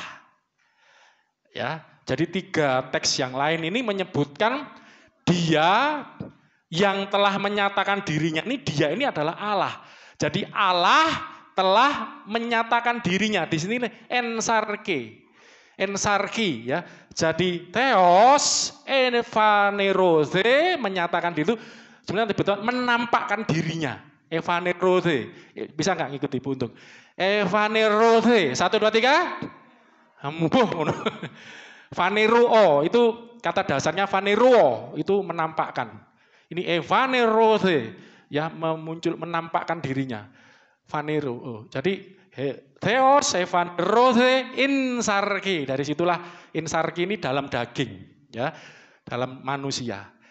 Ya memang andai kata ini ditulis bukan Allah pun dia, ini juga mengkonotasikan apa? Siapa yang menyatakan diri sebagai manusia? Mosok manusia menampakkan diri sebagai manusia? Tidak perlu kalimat itu kan. Kalau saya manusia, agung menampakkan dirinya sebagai manusia. Ngapain? Wong saya sudah manusia. Berarti kalau menyatakan atau lebih tepatnya menampakkan diri, evanerose, menampakkan diri sebagai manusia, berarti sebelumnya bukan manusia. Apa? Nah, kalau saksi Yehova, Mormon, malaikat itu. Wah, tunggu dulu. Kan malaikat juga bukan manusia, menampakkan diri sebagai itu bukan. Coba dibenarkan dalam roh, menampakkan dirinya kepada malaikat. Malaikat berarti bukan malaikat. Gitu loh. Selain malaikat siapa lagi gitu loh. Ini loh, makanya dikunci oleh 3 teks yang lain, Bizantin, Tectus Receptus, saya pakai Tectus Receptus sama Nea Hellenica Biblia itu Theos, cek sendiri. Untung yang lengkap itu apa? Yang punya lengkap teks-teks itu ya, buka. Itu nanti Theos. Allah telah evanerose, telah menyatakan diri, menampakkan dirinya, ensarki dalam daging. Jadi Yesus itu Allah yang menampakkan diri dalam daging wujud manusia. Kalau perjanjian lama belum dalam daging, itu penampakan sebagai malaikat, sebagai wujud manusia. Ya kan saudaraku ya. Dan itulah untuk menyatakan diri. Tanpa ini manusia tidak kenal dengan Tuhan, tidak akan mengalami perjumpaan dengan Tuhan. Roh Kristus yang ada pada para nabi yang bersaksi, yang menyaksikan, yang memberitakan tentang Kristus. Karena Alkitab itu mulai Kejadian sampai Wahyu isinya tentang Kristus semua. Ya memang perlu dibuktikan, ayo kita belajar gitu. Bukan hanya cuman main ini kitab yang sempurna turun dari langit, buktikan. Ya kita buktikan Yesus sudah ada. Sebelum, ini namanya praeksistensi, sebelum lahir ke dunia sudah ada. Sebagai apa? Teofaninya Allah. Penampakan dirinya Allah dalam wujud berbagai manusia, sebagai tadi Abraham dengan wujud malaikat. Saudara tahu enggak waktu di Kejadian, lalu berjalanlah Tuhan di hari yang sejuk di Taman Eden. Waktu Adam berbuat dosa, lari, sembunyi, Allah berjalan. Apakah Allah yang tidak batas tadi berjalan? Ini siapa yang berjalan ini, saudaraku? Bisa jawab enggak? Siapa Allah yang sedang berjalan di Taman Eden ketemu dengan Adam? Siapa, saudaraku? Ayo, kok gak panin jawab? Habis diajarin loh, siapa? Roh Kristus. Kalau lebih enak jawabnya pakai roh, kan sebelum jadi manusia. Rohnya Kristus kita namanya. Amin, saudaraku. Ya kan? Jadi ini adalah kita ngerti bahwa Allah itu menyatakan diri melalui Dia. Allah menyatakan dirinya, Yesus, dalam daging. Supaya manusia berelasi dengan Dia, mengenal Dia. Ya saudaraku ya. Kenapa seperti ini, saudaraku? Saya akan tutup dengan gini. Allah kita ini adalah Allah yang memang menyatakan diri. Yang pertama, Allah itu menyatakan diri melalui ciptaan. Ya, coba Mazmur 19 ayat 1. Jadi ini bukan ujuk-ujuk, ini bukan dipaksa-paksain tafsiran, supaya Yesus ini dijadikan Allah orang-orang Kristen. Enggak. Ini suatu pola karakteristiknya Allah yang bekerja. Mazmur 19 ayat 1, baca sama-sama untuk pemimpin biduan. Mazmur Daud 1, 2, 3, langit menceritakan apa? Berbicara langit itu. Bercerita tentang apa? Kemuliaan Allah. Allah itu menyatakan dirinya melalui langit ini. Ciptaan Allah. Dan Cakrawala memberitakan pekerjaan tangannya. Melalui ciptaan ini. Alam semesta ini. Tuhan itu menyatakan dirinya. Ada Allah. Ada satu lagi. Roma 1 ayat 20. Roma 1 ayat 20. 1, 2, 3. Sebab apa yang tidak tampak. Orang Kristen percaya Allah itu tidak nampak. Kita percaya Allah itu Bapa itu Yahweh itu tidak nampak. Bukan berarti tidak nyata ya. Nyata tapi tidak nampak. Tidak nyata kan berarti tidak ada. Nyata, hipostasis itu nyata. Nanti kita akan belajar minggu depan aja. Tapi tidak nampak. Apa yang tidak nampak daripadanya? Tidak nampak emang. Yaitu apa? Kekuatannya yang kekal. Keilahiannya. Tidak nampak. Dapat nampak kepada pikiran dari mana? Ide dari karyanya sejak dunia dijadikan, istilahnya melalui penciptaan. Sehingga mereka tidak dapat berdalih. Ini orang-orang ateis yang menolak Tuhan. Sebenarnya tidak bisa nolak, ini bisa nampak. Allah yang tidak yang mereka tidak percaya Allah karena tidak melihat Allah, harusnya tidak bisa berdalih lagi. Harus percaya, kenapa? Melalui ciptaan. Berarti ada yang nyiptakan gitu loh. Jadi Allah itu menyatakan diri juga melalui ciptaan. Itu yang pertama. Yang kedua, Allah menyatakan diri melalui para nabi. Ibrani pasal 1 ayat ke-1. Ibrani 1 ayat ke-1. Setelah pada zaman dahulu, NRK ya, zaman pada mulanya, Allah berulang kali, berbagai cara, berkali-kali, ya, berbagai cara, caranya macam-macam, berbicara kepada siapa? Nenek moyang kita, melalui dengan perantaraan para nabi. Sebelum ada nabi ya langsung pada nenek moyang tentunya. Pada Adam, pada Henok, pada Nuh, Allah berbicara, pada Abraham, tadi kita sudah belajar, pada Musa, pada nabi, terus diteruskan kepada kita. Jadi Allah menyatakan diri kepada para nabi. Ya, saya tidak anak nutut. Pada umat Tuhan Israel minggu depan kita akan lihat. Dengan perantara nabi-nabi, ayat kedua, tetapi pada zaman akhir ini. Maka pada zaman akhir ini ia telah berbicara kepada kita dengan perantaraan anaknya dan seterusnya. Yang sebagai manusia tadi. Makanya Yesus itu gelarnya anak Allah, anaknya. Anaknya yang dulu sudah ada praeksistensinya. Sebagai teofani dari Allah. Roh Kristus yang datang kepada para nabi, bapak leluhur. Sehingga mereka bisa berjumpa dengan Allah. Diajar oleh Allah. Ya. Makanya ada ayat. Saya tutup deh ayat ini ya. Dari tadi tutup ya. Ini penting saudaraku. Coba lihat ayat ini. Saya mau ngomong kepada siapapun Anda yang merasa diri Anda beragama. Punya Tuhan, percaya pada Tuhan. Dengar baik-baik. Yohanes 8, 54, 55. Hati-hati buat Anda yang merasa beragama, Anda yang merasa mengenal Tuhan. Tidak mungkin tanpa Allah memperkenalkan dirinya. Perhatikan ayat ini baik-baik. Jawab Yesus, jika aku memuliakan diriku sendiri, maka kemuliaanku itu sedikit pun tidak ada artinya. Bapakulah. Siapa yang disebut Bapa itu? Yahweh lah, Bapakulah yang memuliakan aku. Tentang siapa kamu berkata, Bapa yang memuliakan Yesus ini, Yahweh ini, orang Israel menyebutnya, kamu berkata tentang dia, dia adalah siapa? Allah kami. Tapi tidak berhenti di sini, ayat selanjutnya, 55, ini alamat, saudara. Celaka ini. Padahal, walaupun kamu menyebut dia, ya Allah, Allah kami, padahal kamu tidak mengenal dia. Tidak kelihatan. Kamu tahu dari mana? Allah. Siapapun itu Tuhan. Dari mana kamu tahu? Tuh, dari Nabi A, Nabi B, Nabi C.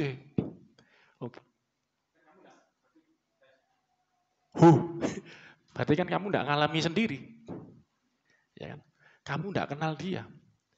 Tetapi aku, Tuhan Yesus, mengenal dia. Lah ini wah panjang ini sebenarnya. Mengenal itu untuk orang-orang itu kamu tidak ginosko. Ginosko itu come to know. Jadi mengenal karena dulu tidak ngerti, akhirnya jadi ngerti. Karena ada yang memberitahu. Tapi kalau Yesus, tetapi aku wida. Mengenalnya itu wida terusnya. Mengenalnya itu karena experience, melihat langsung, ngalami sendiri gitu. Tapi aku mengenal dia karena Yesus memang bersama Allah kan, di dalam Allah. Makanya dengan kata lain, orang-orang yang merasa Anda sudah mengenal Tuhan, siapapun itu, agama apapun, coba teduhkan hati Anda, introspeksi diri kita masing-masing. Benar enggak Anda sudah mengenal Tuhan? Kamu menyebut dia Allah. Padahal kamu tidak mengenal dia. Bagaimana mungkin kau mengenal dia? Tidak ada seorang pun dapat mengenal Allah. Kalau tidak melalui aku. Yesus. Kan Yesus ngomong, karena aku yang wida dengan dia. Aku yang adalah gambarnya Allah. Aku adalah teofaninya Allah. Tanpa Yesus, manusia tidak bisa mengenal Allah. Kristen sekalipun, kalau cuma KTP-mu saja, tanpa Yesus. Hidup tanpa Yesus, sekolah minggu, seperti donat, bolong di dalam, di tengah-tengahnya. Kayaknya beragama, kayaknya punya Tuhan, kayaknya sepertinya mengenal Tuhan, tapi sungguhnya tidak ada apa-apanya. Makanya Kristus itu adalah pusatnya iman Anda. Jatuh bangunnya Kristen berdasarkan Kristus. Kristen ini ada karena Kristus. Tanpa Kristus tidak ada agama Kristen. Berarti kan baik-baik. Tanpa Kristus Anda semua akan jadi orang Yahudi. Agama Yahudi, ya. Tapi karena ada Kristus, kita menjadi pengikut Kristus, Kristen, pengikut Kristus. Ini pusatnya, karena Kristus adalah Allah yang menjadi manusia. Menyatakan diri sebagai manusia. Ensarki. Theos enfanerothe ensarki. Dan kita percaya menerima dia sampai kepada Allah. Saudaraku, makanya inilah saya rindu Anda semakin belajar mengenal Roh Kristus.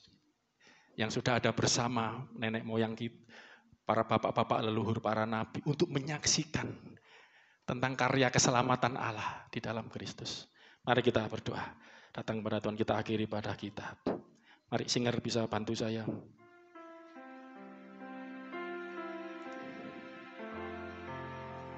Terima kasih Tuhan.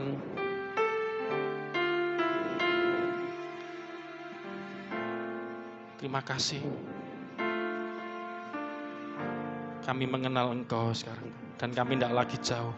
Karena Tuhan Yesus membawa Allah yang jauh itu, menghadirkan Allah yang jauh itu menjadi dekat. Dan saudara-saudara yang sudah percaya Yesus, coba selidiki imanmu, selidiki hatimu. Sudah sekian lama engkau mengikut Kristus. Apakah engkau mengalami Allah, experience dengan Allah? Ayub berkata, selama ini dari mulut orang saja aku mendengar tentang engkau. Tetapi sekarang mataku sendiri melihat engkau. Maksudnya mengalami Tuhan melalui penderitaannya. Mari saudara-saudara yang sudah percaya Yesus, selidiki hatimu. Benarkah sudah kita sungguh-sungguh memiliki persekutuan dengan Allah di dalam Kristus? Kita merasakan kehadiran Allah di dalam imanmu kepada Kristus.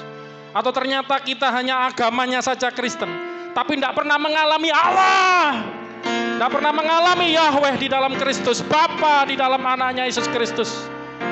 Mari, dan saudara-saudara yang rindu mau mengenal Tuhan dengan benar, datang kepada Kristus Yesus.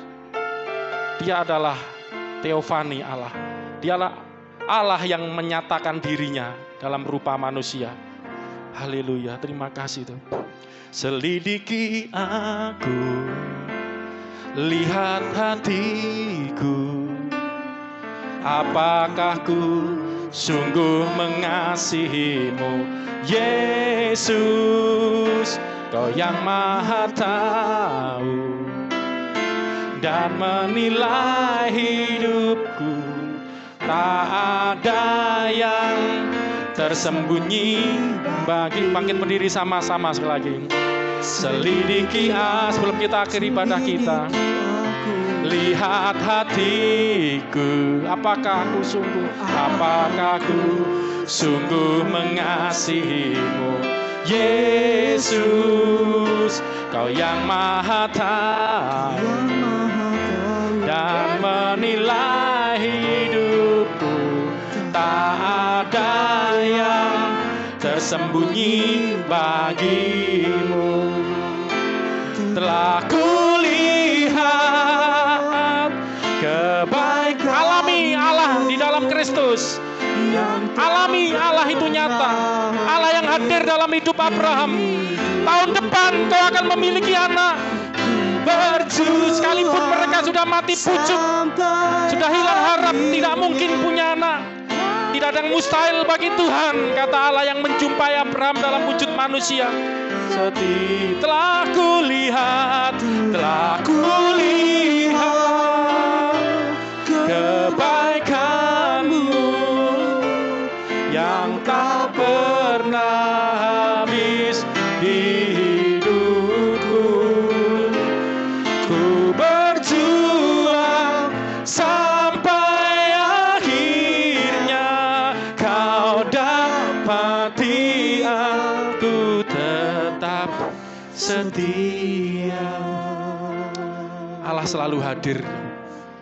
Bahkan sebelum Yesus hadir secara nyata sebagai wujud manusia ke dunia.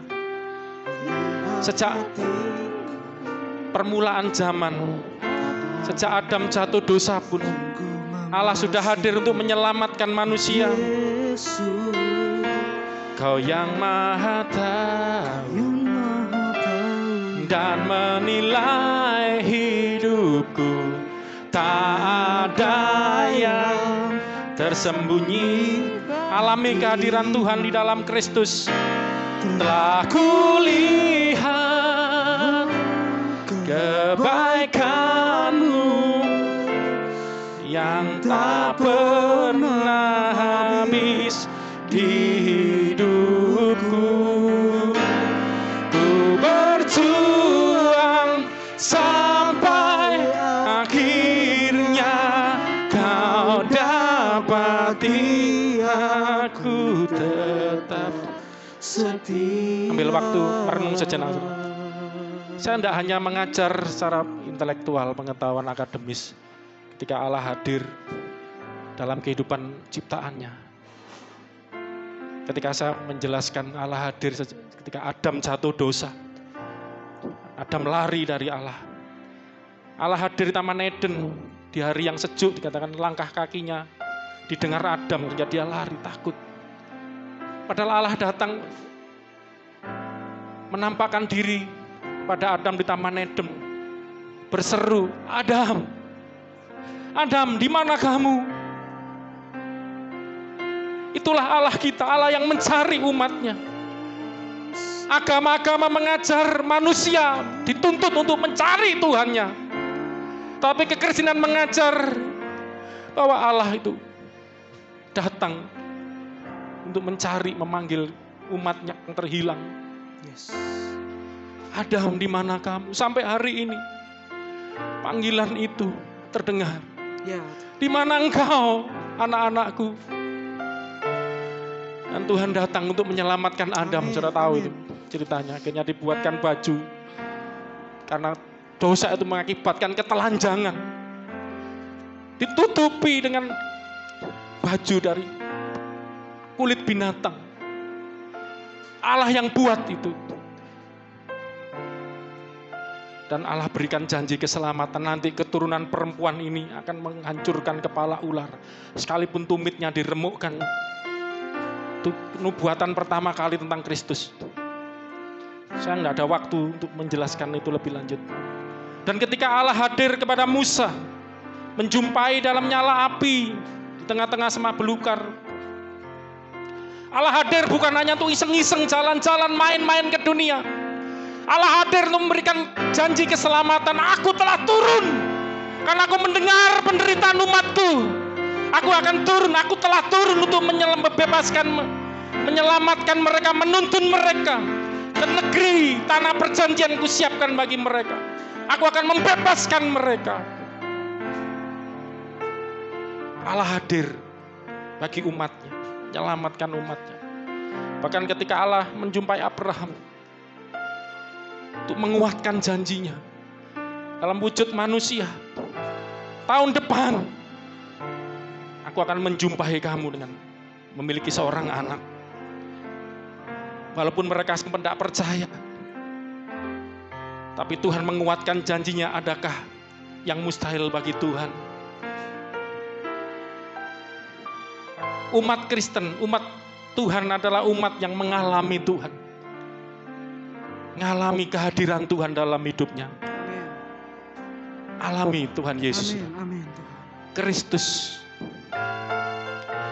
Allah hadir melalui Kristus. Dalam apapun itu adalah Kristus.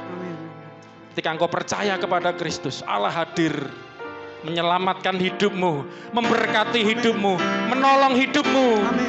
Alami dengan imanmu kepada Kristus. Percaya itu, Allahmu Allah yang hidup. Bukan Allah yang hanya diceritakan tapi tidak nyata. Allahmu itu nyata. Walaupun kau tidak bisa melihatnya, tapi dia hidup, dia nyata. Dan dia datang dalam hidupmu untuk menyelamatkan, membebaskan engkau, menolong engkau. Terima kasih Tuhan, buka hatimu dan alami Tuhan. Pulang dari tempat ini, alami Tuhan yang nyata dalam hidupmu. Telah kulihat kebaikanmu yang tak pernah habis di hidupku. Ku berjuang, tetap percaya, pegang iman yang ada padamu. Kau dapati aku tetap setia.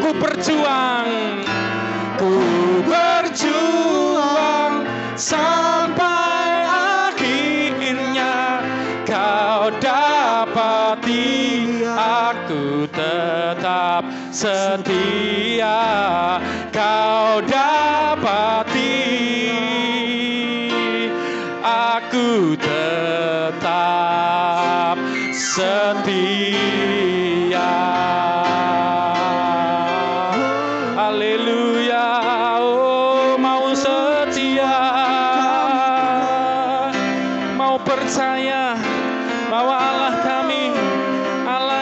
hadir dalam hidup kami.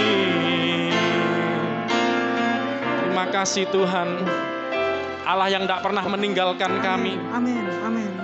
Immanuel, Allah yang selalu bersama kami, menyertai kami. Allah yang setia. Terima kasih. Terima kasih. Mengucap syukur Tuhan. Terima kasih. Ucap syukur saudara, sebelum kita akhiri ibadah kita. Pulang dari sini ingat baik-baik. Kekristenan adalah nyata.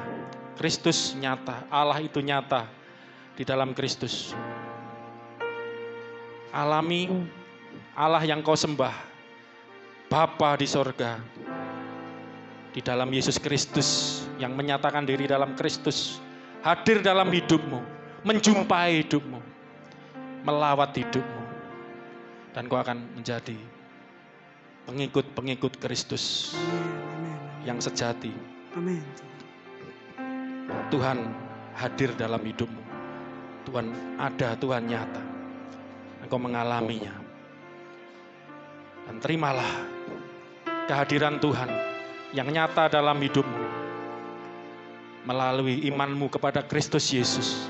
Dan melalui kuasa pengurapan Roh Kudus yang akan turun memenuhi hidupmu. Memenuhi seluruh kehidupan dan menyertai hidupmu. Rohnya itu selalu bersama kita. Dan sekarang sampai selama-lamanya. God be with us. Allah bersama kita. Yang percaya sama-sama katakan amin. Selamat hari Minggu. Tuhan Yesus memberkati kita semua.